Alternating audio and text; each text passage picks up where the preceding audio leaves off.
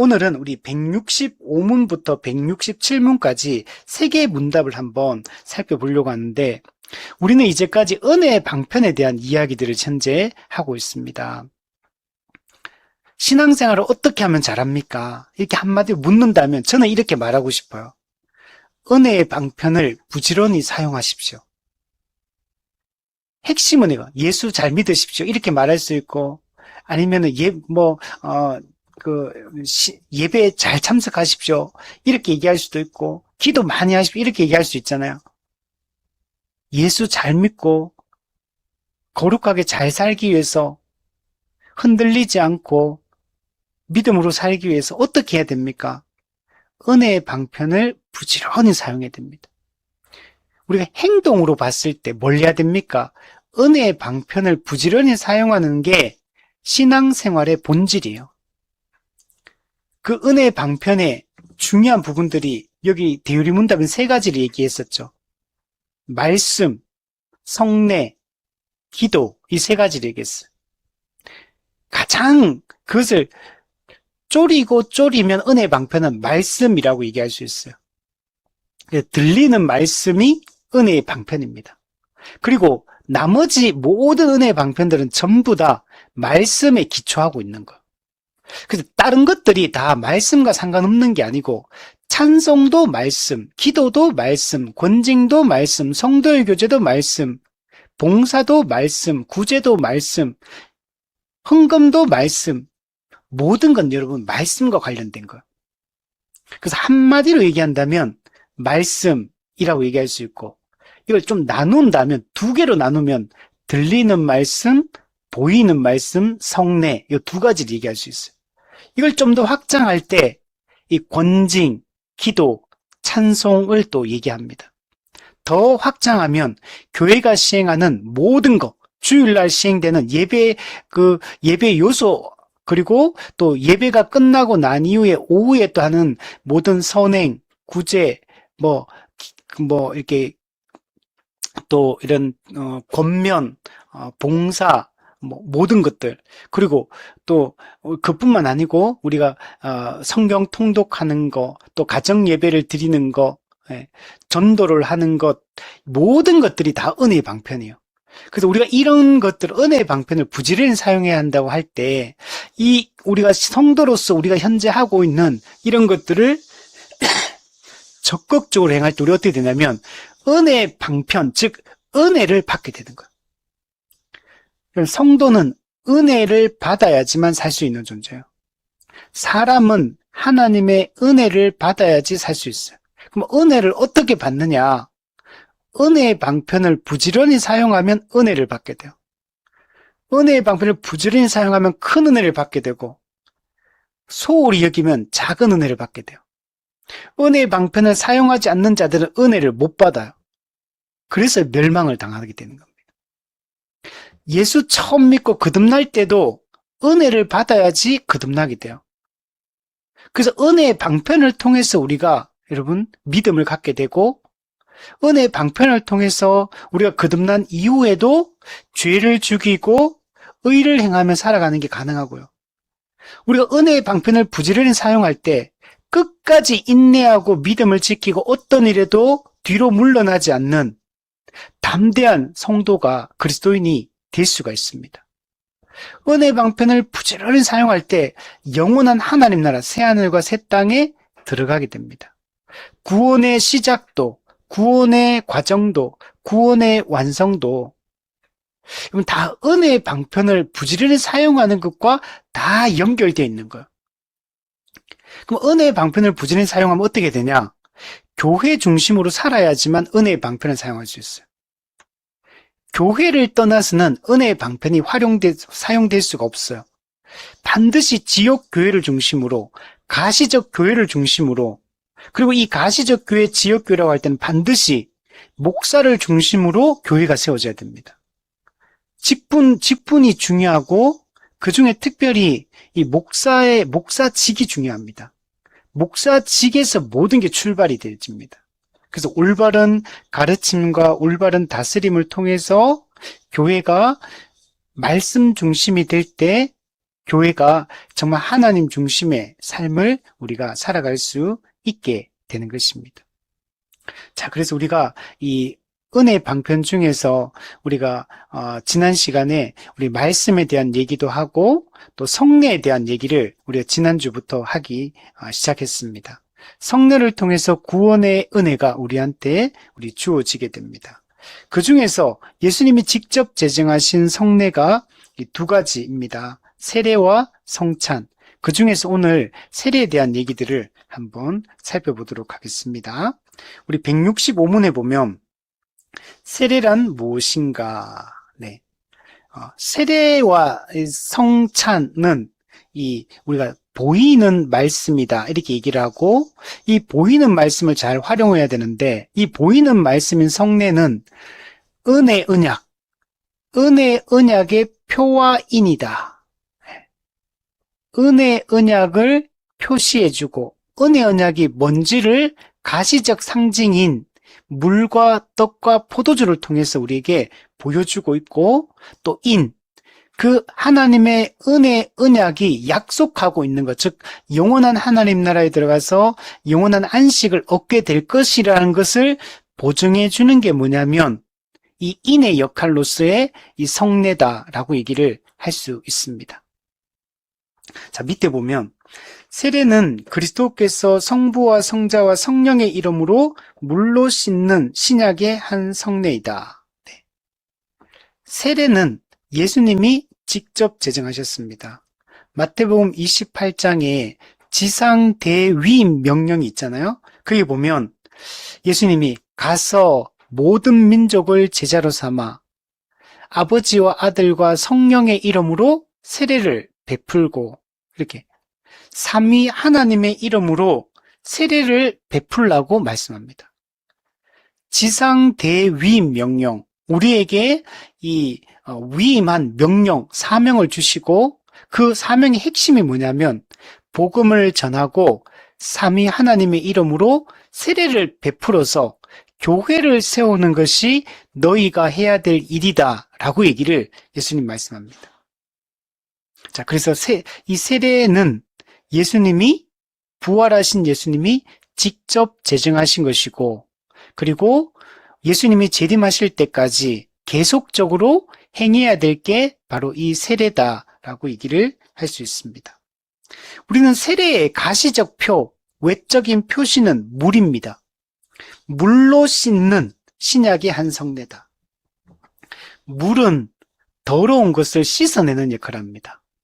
몸에 묻어있는 더러운 것을 씻어내듯이 그리스도의 피가 우리의 죄를 씻어내는 걸, 그래서 죄를 깨끗하게 씻어서 우리를 깨끗한 사람으로 만드는 것을 이 세례가 상징하고 있습니다.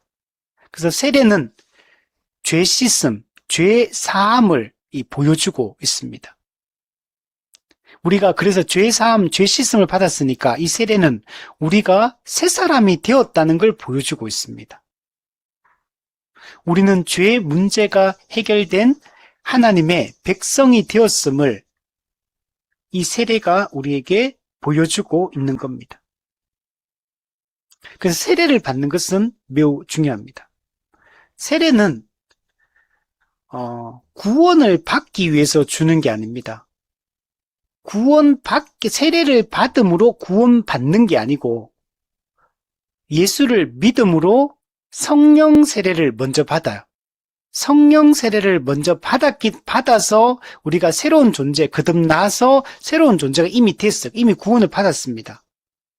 이미 구원받은 사람을 교회가 공식적으로 하나님과 성도들 앞에서 신앙 고백을 함으로 이 사람이 구원받은 하나님의 백성, 죄사함 받은 거듭난 하나님의 백성이라는 걸 공식적으로 선언하는 자리가 교회가 시행하는 이런 물세례다라고 얘기할 수 있고, 이 사람이 이런 물세례를 통해서 이 가시적 교회, 지역교회의 한 몸으로 실제로 공식적으로 들어오게 되는 이런 세례, 성례가 바로 이 세례다라고 얘기를 할 수 있습니다. 그래서 세례는 새 언약 백성이 되었다는 표시로 하는 거. 이미 예수 믿고 구원받아서 새 언약 백성이 되었다는 걸 외적으로 표시하는 게 이게 세례다. 구약에서는 언약 백성의 그 표징이 할례였습니다. 그래서 구약에서는 믿음으로 의롭다함을 받은 자들에게 할례를 행함으로 이 사람이 언약 백성이라는 걸 표시를 했다면, 신약에는 이 신약의 할례가 바로 이 세례다. 세례를 받음으로 우리가 하나님의 백성됨을 보여주고 있다라고 말할 수 있습니다. 자, 밑에 보면 세례는 그리스도 자신에게 접붙이고, 우리가 세례를 받음으로 그리스도와 우리가 접붙여집니다. 공식적으로 그리스도와 접붙여진다. 그래서 그리스도와 하나가 되는 거죠. 그리스도와의 연합이 이루어지게 되는 것입니다. 물론 실제적으로는 예수 믿고 성령을 받을 때, 성령 세례를 받을 때 이미 그리스도와 연합이 됩니다. 그 그리스도와 연합되었다는 걸 이 공적인 신앙 고백을 할 때 우리 그리스도와 연합된 한 몸된 존재가 되었다는 것을 외적으로 표시를 하는 겁니다. 그래서 이 세례를 받는 것은 우리가 그리스도께 접붙임 바 되었다. 그리스도와 연합되었다. 유기적 연합, 영적 연합, 신비적 연합, 실제적 연합, 나뉠 수 없는 연합이 됐다. 그래서 우리는 그리스도 안에 있는 존재, 그리스도가 우리의 머리가 되고 우리는 그분의 몸이 된 지체가 되었다라는 것들을 표시를 합니다. 자, 그래서 우리가 이렇게 세례를 받음으로 그리스도의 피로 말미암아 우리가 죄 사함을 받고 그의 영으로, 성령으로 우리가 거듭나고 하나님의 양자가 되게 됩니다. 우리가 세례를 받음으로 구속의 모든 은혜를 우리가 받아 누리게 됩니다. 죄 사함, 의롭다함, 거듭남, 양자됨, 성화됨, 이 모든 은혜들을 우리가 받아 누리게 됩니다. 그 세례받은 자는 이것을 확신해야 됩니다. 나는 죄사함 받은 자다. 나는 의롭다함을 받은 자다. 나는 거듭난 하나님의 백성이다. 나는 하나님의 양자다. 나는 그리스도를 닮아가고 점점 더 성화되고 있다. 그리고 결국에는 영화에 이르게 될 거다. 영원한 안식에 들어가게 될 것이다. 라는 것들을 우리는 확신할 수 있습니다. 그래서 양자가 되어 영생에 이르는 부활의 표와 인침이다. 영생에 우리가 이르게 된 거죠. 그래서 영생, 최종적으로 우리가 구원을 받게 되어서 영원한 생명을 우리가 누리게 되었습니다. 자, 이로써 세례받은 당사자들은 엄숙히 유형적 교회에 가입하게 되어 유형적 교회 또는 가시적 교회, 눈에 보이는 이 교회에 우리는 속하게 됩니다. 이 가시적 교회가 지금 현재 우리가 다니고 있는 이 지역 교회를 이야기를 합니다. 교회는 보이는 교회가 있고 보이지 않는 교회가 있어요. 보이는 교회를 이 가시적 교회 또는 가견적 교회, 이걸 지역 교회를 얘기하는 거고, 보이지 않는 교회를 우리는 천상교회, 불가시적 교회, 불가견적 교회라고 얘기합니다. 이 가시적 교회, 이 땅에 있는 유형적 교회는 신자와 불신자가 섞여 있습니다. 그리고 불완전한 교회입니다. 그러나 보이지 않는 교회, 무형적 교회인 천상교회는 참된 성도들로만 구성되어 있는 교회가 이 무형적 교회라고 얘기를 할 수 있습니다. 우리는 이 땅에서 물 세례를 우리가 그 공식적인 합법적 사역자인 목사를 통해서 물로 이 세례를 받을 때 우리는 이 유형적 교회에 가입하게 됩니다. 공식적으로 하나님의 언약 백성인 교회에 입성하게 됩니다. 그래서 입교가 이루어지는 겁니다. 교회 안으로 들어와서 그 교회의 한몸된 지체요, 구성원, 일원이 되는 의식이 바로 이 세례다. 그래서 세례는 두 가지 의미가 있는 거예요. 구원론적 의미로는 우리가 죄 사함 받고 거듭났고 새 사람 되었다는 걸 세례가 표시를 하고, 교회론적으로는 물 세례를 받음으로 우리가 교회에 공식적으로 입성해서 이 교회의 회원이 되었다라는 것들을 공식적으로 표하는 게 이 세례다라고 얘기를 할 수 있습니다. 자, 이렇게 되니까 우리가 전적으로 오직 주께만 속한다는 약속을, 세례를 받을 때 우리가 전적으로 그리스도에게 속했다, 하나님의 자녀가 되었다라는 걸 표시를 합니다. 이걸 공개적으로 고백함으로 맺어지게 되는 것이다. 우리가 물 세례는 하나님 앞에서 그리고 성도들 앞에서 신앙 고백을 하는 거고, 내가 한 몸 된 교회로서 이제는 충성하며 살겠다는 걸 우리가 다짐하고 각오하는 시간이 바로 이 물 세례를 받는 것이다 라고 얘기를 할 수 있습니다. 자, 정리하면 우리는 예수님을 믿을 때 성령을 받게 됩니다. 그것을 성령 세례 받는다 이렇게 말해요. 성령을 받을 때, 즉 성령 세례 받을 때 실제로 거듭납니다. 그리스도와 연합이 됩니다. 자, 그리고 나서, 그래서 구원을 그때 받게 되는 거예요. 그리고 나서 우리는 이미와 아직 사이에 있기 때문에 우리 이 땅에서는 이 가시적 교회, 유형적 교회에 속해야 됩니다. 그래서 유형적 교회에 속하는 이 공식적인 이 절차가 물 세례를 받는 겁니다. 그래서 교회가 물 세례를 받음으로 이 사람은 거듭난 하나님의 백성이다라는 사실을 공적으로 선포를 하게 되고, 이 교회의 회원이고 한 몸 한 가족이라는 걸 공적으로 표시를 하게 됩니다. 그리고 나서 이 사람은 이제 이 세례를 받은 그 교회, 그 지역 교회에 속하여서 그 교회의 성도들을 한 몸 한 가족으로 생각하고 거기에 있는 성도들과 함께 교회적 삶을 살아가는 게 신앙생활의 본질적인 측면이에요. 그래서 지역 교회를 중심으로 신앙생활하는 게 본질적인 측면이고, 자, 그러나 그걸로는 완벽하진 않아요. 그래서 다른 교회들과 연합해서 다른 교회들과 또 함께 이 땅에서 살아가는 것, 교회들의 연합을 통해서 함께 하나님 나라를 꿈꾸며 살아가는 게 신앙생활의 모습이다. 이렇게 얘기를 할 수 있습니다. 자, 두 번째 보면 누구에게 세례를 베풀게 되는가? 합법적인 세례의 대상이 있습니다. 두 종류의 사람이 있습니다. 자, 밑에 내용을 보면 그리스도를 믿는 믿음과 그에 대한 순종을 고백하는 자이다. 자, 누가 세례를 받을 수 있냐? 그리스도를 믿는 믿음이 있어야 됩니다. 그러니까 세례를 받음으로 믿음이 생기는 게 아니고, 복음을 듣고 믿음으로 이미 구원을 받고 그 구원을 받은 사람이 세례를 받는 겁니다. 그래서 반드시 예수 그리스도에 대한 믿음이 있어야 돼요. 그러면 예수에 대한 믿음이 있다는 얘기는 예수님이 누구신가, 예수님의 인격에 대한 이해가 있어야 되고, 예수님이 어떤 일을 하셨는가, 예수님의 사역에 대한 이해가 있어야 됩니다. 그리고 그 예수님을 믿음으로 우리에게 주어진 결과가 무엇인가, 그것도 우리가 알고 있어야 됩니다. 자, 그래서 그리스도를 믿는다고 할 때는 인격과 사역에 대한 이 분명한 믿음이 있어야 된다.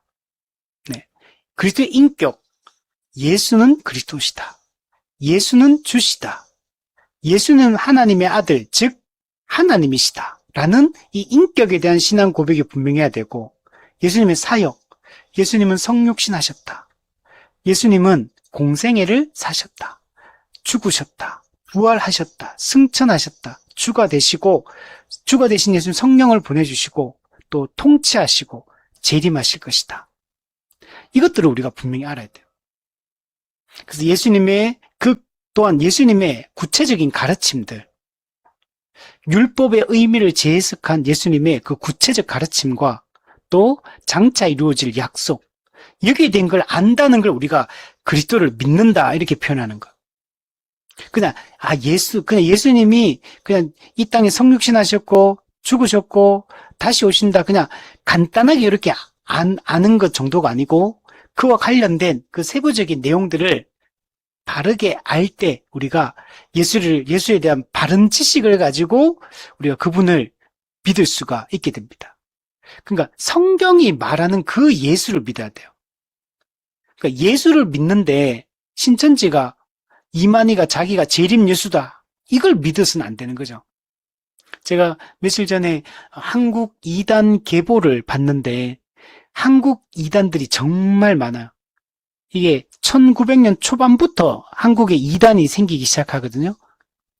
그때부터 이 이단의 뿌리가 얼마나 이게 펼쳐져 왔고, 지금은 어떻게 보면 한국 교회 이단이 완전 꽃핀 시기입니다. 지금 이단이 200만 명이 넘는다 그래. 200만 명.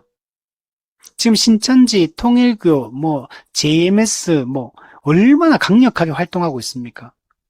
지금 정치권에도 이런 이단 문제 때문에 너무 심하니까 지금 그 법을 냈더라고요.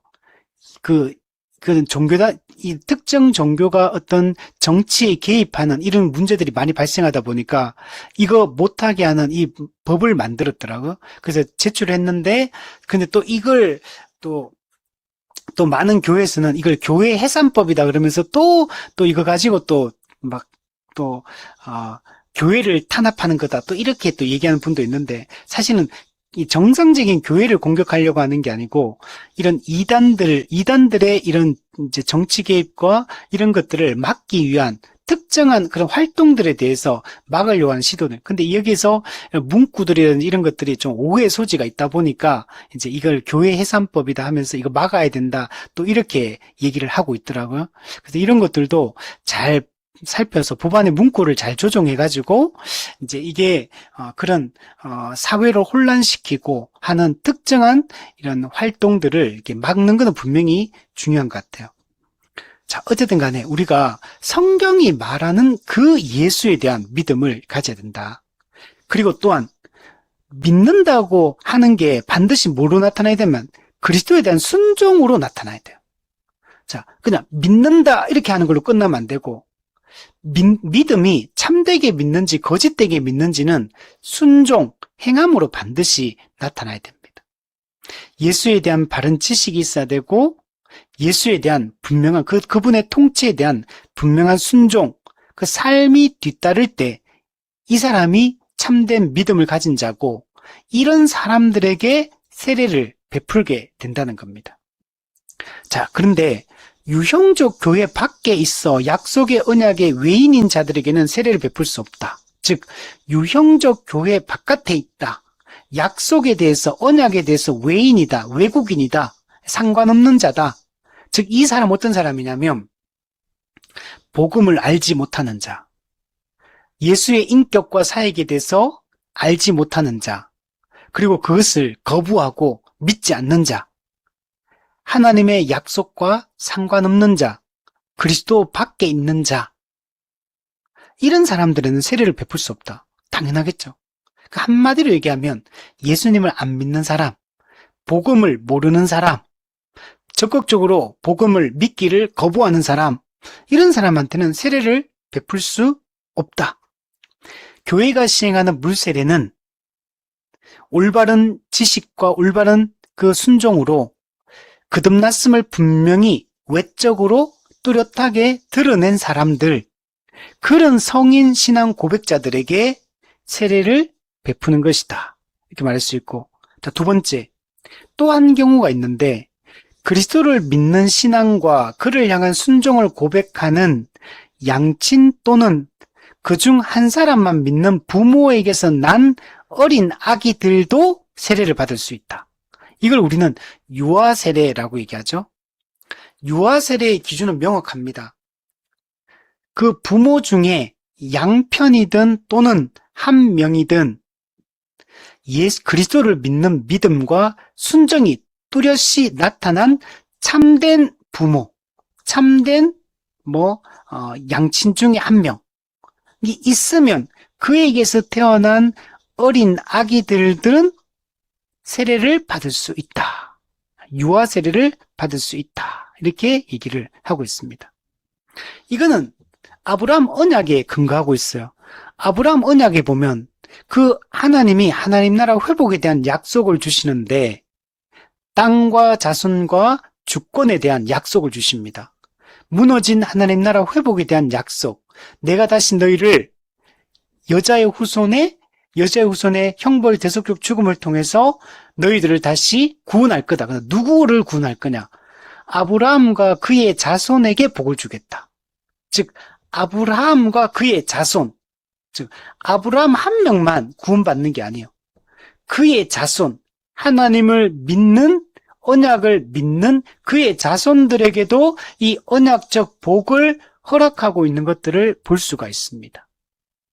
이게 여러분 구약에도 보면 또 어떤 장면이 있냐면 라합, 우리 가나안 정복할 때 라합이 하나님에 대한 참된 믿음을 가졌고 그 참된 믿음이 행함으로 나타났습니다. 두 정탐꾼을 숨겨줍니다. 하나님의 뜻이 가나안 족속들이 악이 가득 찼기 때문에 그들이 지은 악에 대해서 하나님 심판하시고 이스라엘 백성들을 도구로 이용해서 그들의 악을 심판하겠다라고 말씀하시고, 그리고 그 땅을 하나님의 언약의 백성인 이스라엘 백성에게 그 땅을 주겠다라고 말씀하거든요. 그게 하나님이 이미 계획이라는 사실을 라합이 알아요. 이방 여인인데 그 10가지 재앙으로 애굽을 심판하고 홍해를 마르게 하시고 아말렉 족속을 물리치시고 그리고 그 바산한 옥과 아모리 왕 시온을 이기고 오면서 있었던 그 모든 일들을 라합과 가나안 족속들이 들어요. 그래서 두려워 떱니다. 그때 라합 위에 나머지 가나안 족속들은 전부 다 그냥 두려움에 떨다가 그들은 마지막에 대적하고 받아들이지 않잖아요. 근데 라합은 가나안 족속이지만 이방 여인이었지만 그 소식을 들으면서 하나님이 어떤 분인지를 알게 됩니다. 하나님은 상천하지의 하나님이다. 이 하나님이 유일한 신이시다. 이 하나님이 이 땅을 자기들의 그 가나안 족속은 악하기 때문에 그들을 심판하시고 하나님이 이 땅을 그 백성에게 주시기로 하나님이 이미 결정하셨다는 걸 라합이 이미 알고 있어요. 그 라합이 뭐라고 하냐면 이 땅은 여호와께서 주신 땅이다. 주신 땅이다라는 얘기를 하고 있는 걸 볼 수 있어요. 그리고 뒤에 보면 그 신앙 고백을 명확히 하는 거예요. 하나님은 상천하지의 하나님이다. 하나님이 유일하신 하나님이고 창조주 하나님이시고 그 하나님이 하시는 모든 일은 선하다는 사실들을 라합이 신앙 고백을 합니다. 그래서 라합은 간절히 자기도 그 하나님의 백성이 되고 싶은 마음을 피력합니다. 그래서 구원을 갈구하면서 그에게 정탐꾼에게 요청하는 내용들을 살펴볼 수가 여기 있습니다. 그때 라합이 그 신앙 고백을 했는데 라합만 구원받은 게 아니에요. 라합과 그의 가족들이 다 구원을 받습니다. 우리 구약 아까 있다 아브라함과 그 자손에게 그 하나님 나라 회복에 대한 약속을 주셨고 그게 뒤에 보면 라합과 그 가족이 구원받는 것으로 나타나고 이런 신약에 넘어오면 빌립보 교회를 세웠던 루디아와 그의 가족, 빌립보 감옥의 간수였던 간수와 그의 가족, 또 고린도전서 1장에 보면 스데바나와 그의 가족, 항상 보면 언약의 자손과 그의 자손이 묶여 있다는 걸 알 수 있어요. 그 믿는 자와 그 가족들이 언약의 자손으로 언약에 속해 있는 것으로 하나님이 인정하고 있는 것들을 볼 수가 있습니다. 여러분, 유아 세례를 주는 근거도 여기서부터 출발을 하고 있는 겁니다. 어떤 사람들은 유아 세례를 주면 안 된다라고 신학적으로 말하는 분들이 많아요. 그리고 과거에서 유아 세례를 반대하는 이런 기독교 분파들이 많았습니다. 그러나 우리 종교적 전통의 교회들은 언제나 이 유아 세례를 인정해 오고 그리고 유아 세례를 주는 근거는 여기서부터 나오는 거예요. 그래서 아브라함과 그의 자손에게 언약의 복을 주시기 때문에 그래서 이삭이 태어나자마자 하나님 뭐 하시냐면 난지 8일 만에 할례를 행하는 걸 볼 수 있어요. 그 왜 그러냐? 이삭이 뭐 태어난 지 8일밖에 안 됐는데 뭐 하나님에 대한 신앙 고백을 하는 것도 아니잖아요, 스스로. 그런데도 왜 언약 백성의 징표인 할례를 행하냐면 하나님이 아브라함과 그 자손에게 이 언약의 복을 약속하셨기 때문에 그래서 하나님을 믿고 그 언약을 믿는 그의 자녀들에게도 그 언약의 자손이라고 간주하고 그들에게 할례나 이 세례를 베푸는 것을 여러분 볼 수가 있는 겁니다.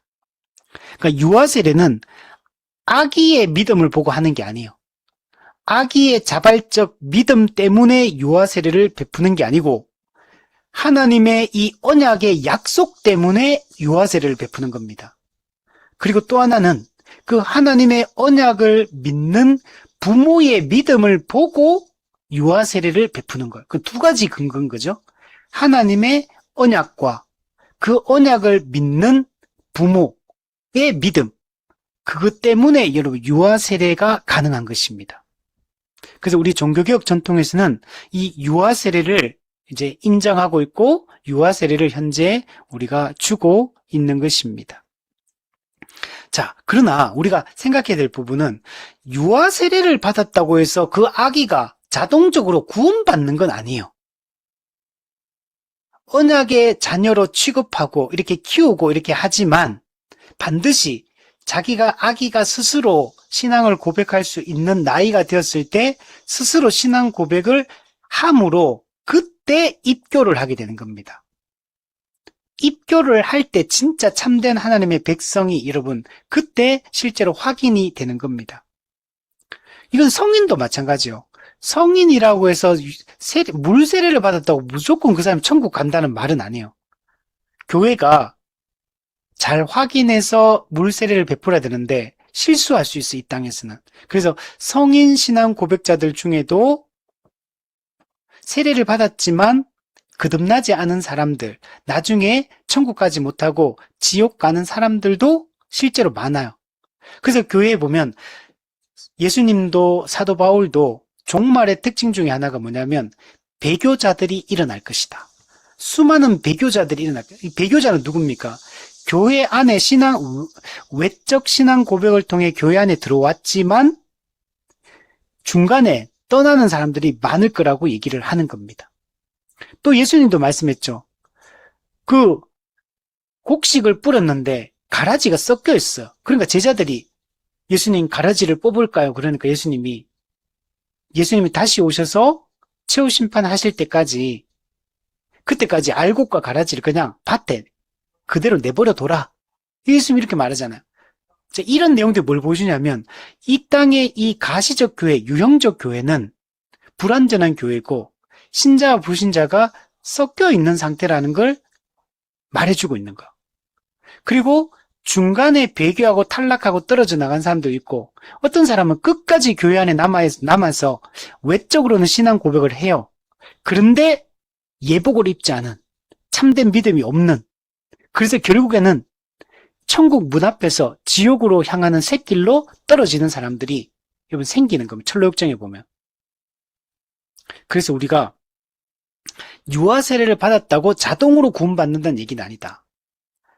그래서 어릴 때부터 언약의 자손으로 알고 믿는 부모가 스스로 신앙 고백을 할 수 있을 때까지 그의 부모의 신앙으로 그 아이들을 믿음으로 양육을 하는 거고, 그리고 스스로 신앙 고백을 할 수 있는 그 나이가 우리 지금 현재 만 14세로 보고 있는 거야. 그러면 보통 대부분 문화권이 이제 그때를 이제 성인식을 하는 그때쯤이 되는 거죠. 이제 그때 스스로 이제 인지하고 신앙 고백을 할 수 있을 때 반드시 스스로의 신앙 고백을 통해서 확인하고 그래서 입교를 하게 됩니다. 그때 참된 이 교회의 일원이 되게 되는 거죠.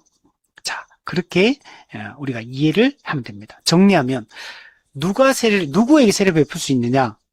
그리스도에 대한 믿음과 그 그리스도의 믿음이 참되다는 사실을 증명하는 순종, 행함이 있는, 그리고 외적으로 그 신앙을 고백하는 사람에게 세례를 여러분 주게 됩니다. 그래서 그 로마서에서 바울도 얘기하죠. 마음으로 믿어 의에 이르고 입으로 시인하여 구원에 이른다.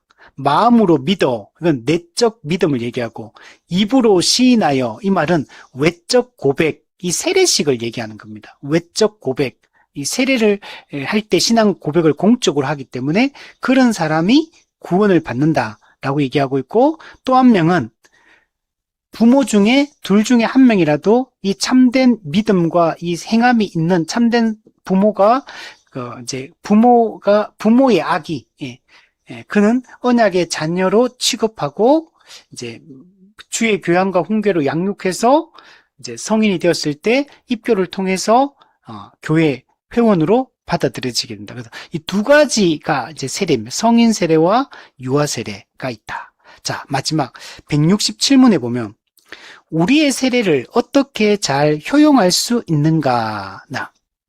자, 이 말은 무슨 말이냐면 세례를 통해서 우리가 은혜를 받는데 그러면 세례가 주는 은혜를 계속적으로 많이 받아 누려야 되잖아요. 근데 세례는 딱 한 번밖에 안 받아요.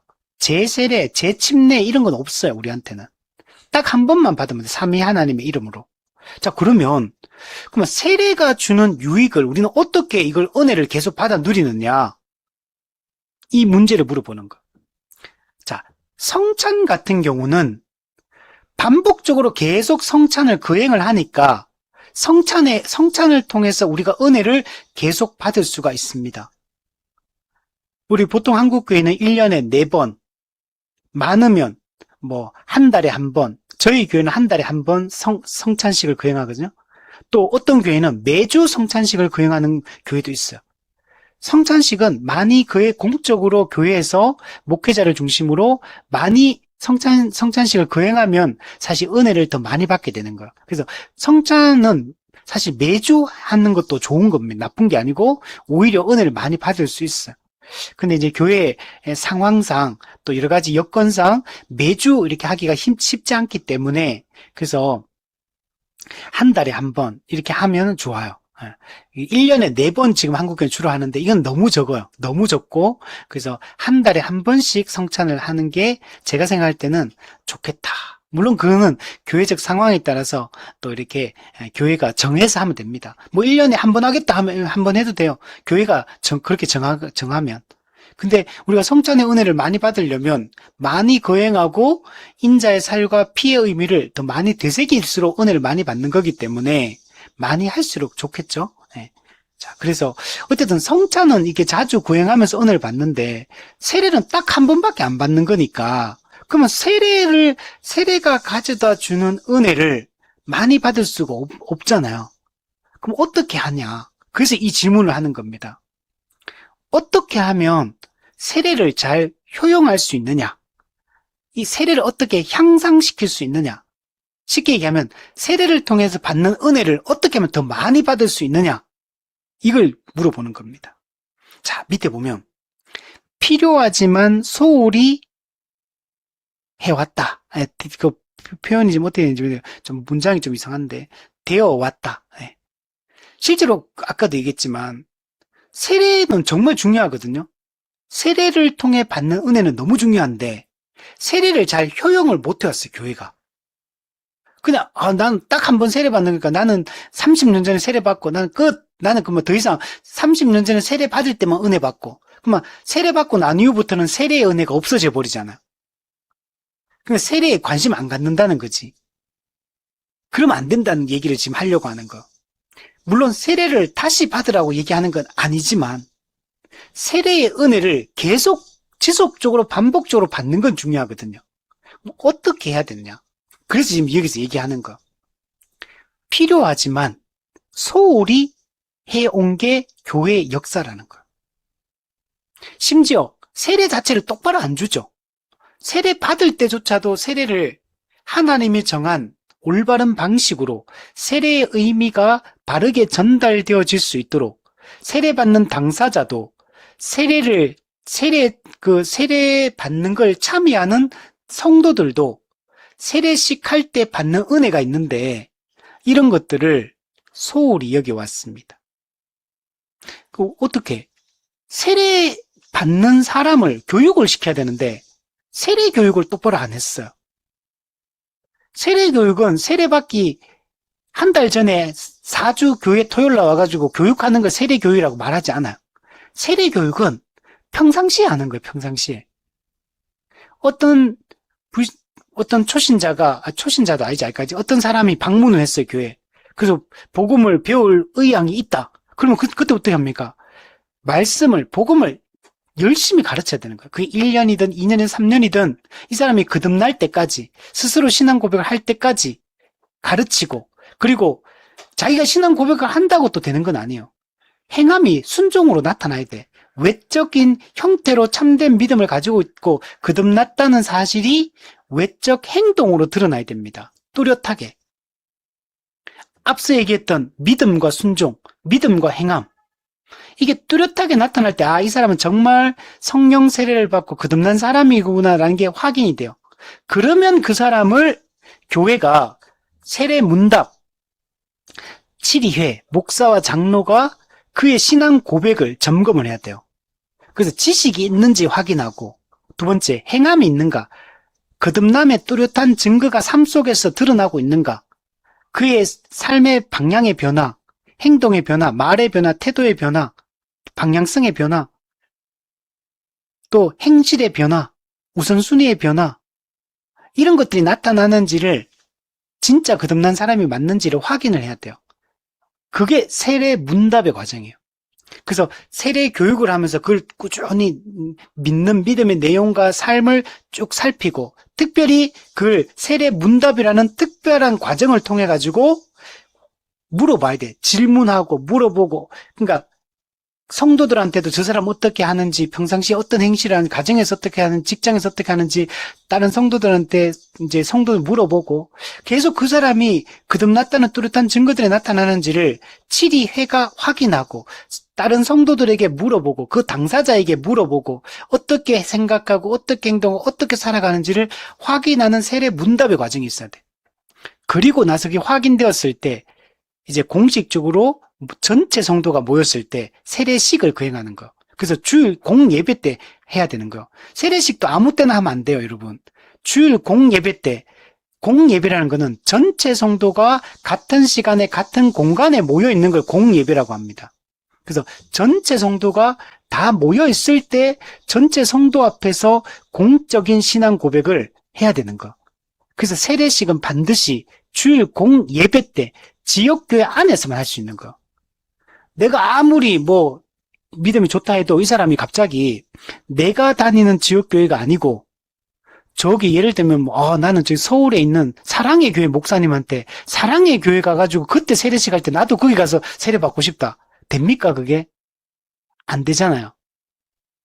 반드시 내가 내가 다니는 그 교회의 목사님에게 그 교회에서 그 교회 전체 성도가 모여있는 그곳에서 세례를 받고 그 교회에 입교를 하게 되고 그 교회에서 한 몸으로 살아가는 거. 그 교회의 성찬에 참여하는 거. 그 교회의 권징을 듣는 거. 그 교회의 치리를 받는 거. 여러분, 사랑의 교회 목사님이 나를 징계할 수 있습니까? 못해요. 사랑의 교회 목사님이 나한테 세례도 못 주고 다른 교회 성도와 다른 사람한테 권징도 못하고요. 공식적으로 가르칠 권한도 없어요.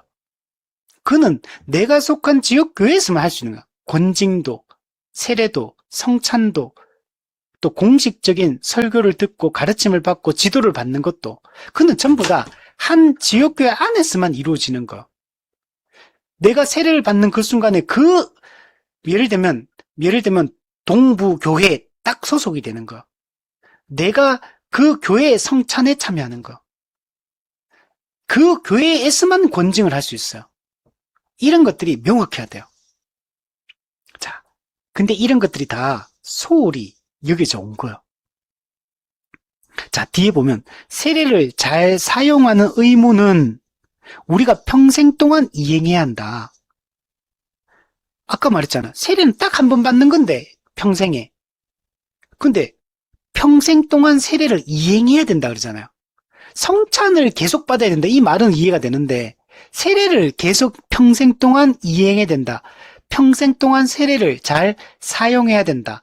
효용해야 된다. 이렇게 얘기하는 거예요. 이게 무슨 말이냐 도대체. 이게 말이 안 되는데 모순인 것 같은데 이렇게 생각되잖아요.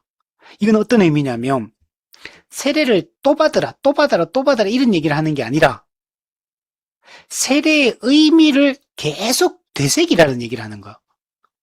세례를 받는다는 게 무엇을 의미하느냐를 계속적으로 되새겨야 된다는 거예요.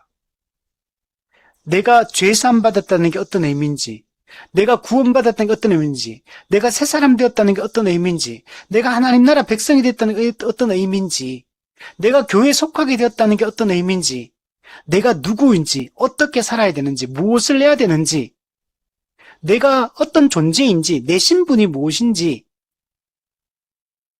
장차 내 최종적 운명은 무엇인지, 내가 어떻게 형제 사랑을 실천하며 살아가야 되는지, 어떻게 은혜를 살리며 살아갈 것인지, 어떻게 죄를 죽이며 살아갈 것인지, 그리스도와 연합됐다는 게 뭘 의미하는지, 이런 것들을 계속 되새겨야 돼요.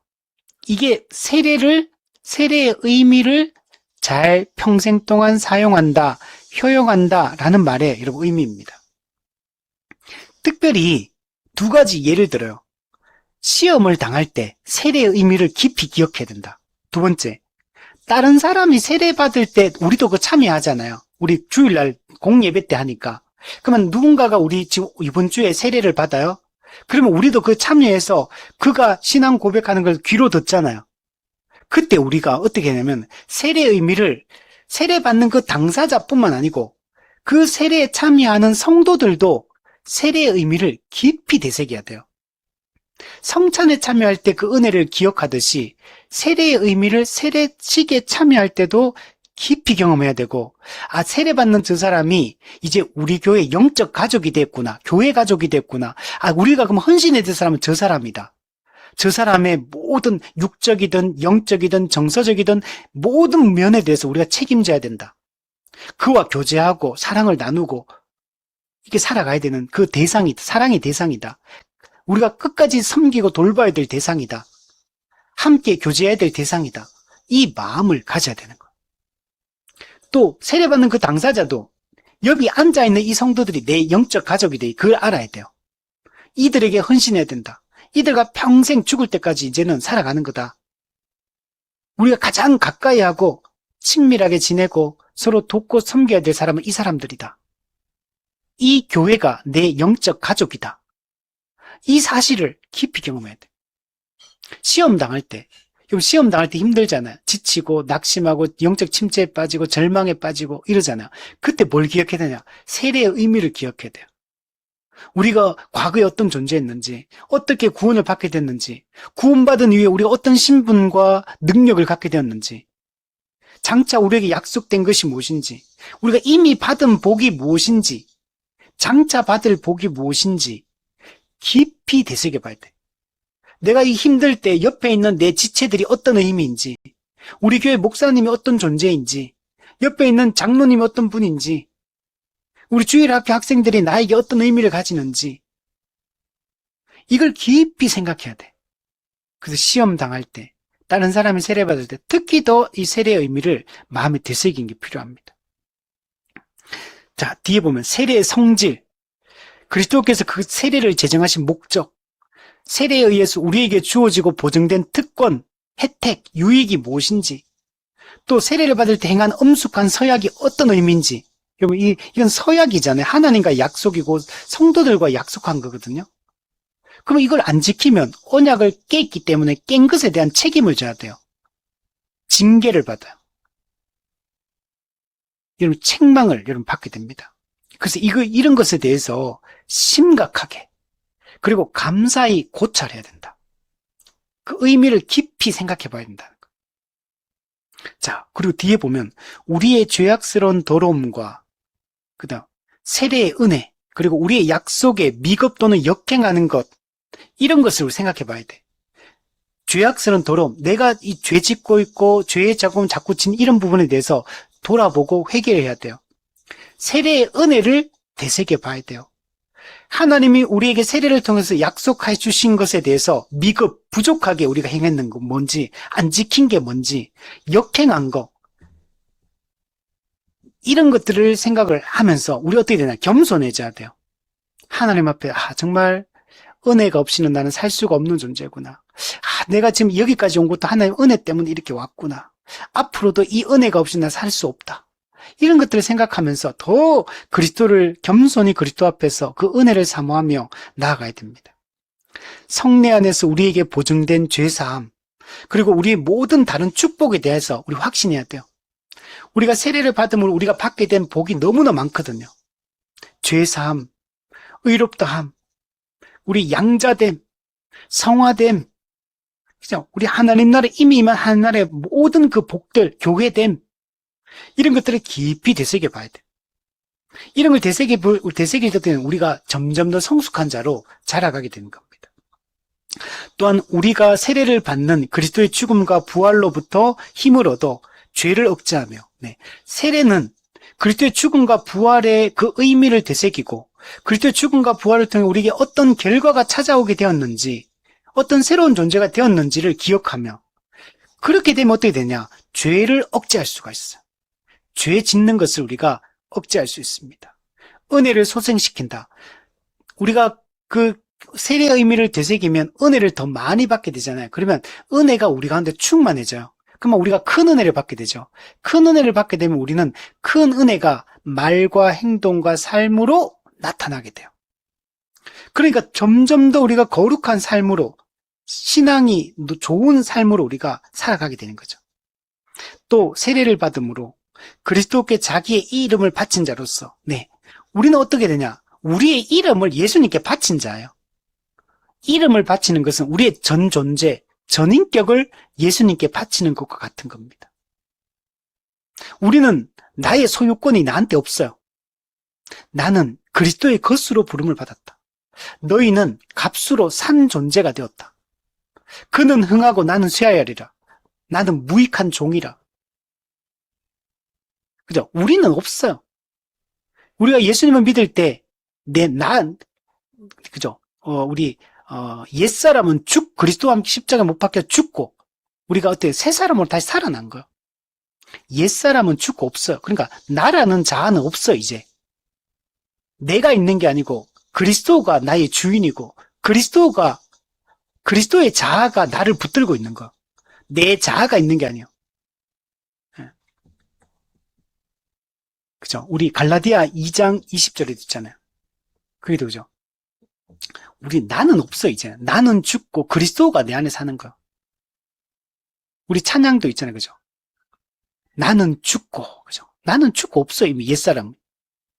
우리는 새 사람으로 다시 살아났고, 그 새 사람은 그리스도의 몸으로 존재하는 거지, 개별적인 나로 존재하는 게 아니에요. 그래서, 개별적 자, 이런 건 이제 없는 존재예요. 우리는 교회에 속한 그리스도의 몸의 지체 한 부분으로 존재하기 때문에, 그리고 머리가 그리스도니까 그리스도가 나의 통치자요. 그리스도가 나를 지배하는 자요. 그리스도가 나의 주인이요. 그리스도의 소유로 그냥 존재하는 몸으로 존재할 뿐이지, 그러니까 그리스도만 존재하는 거지 나는 없어.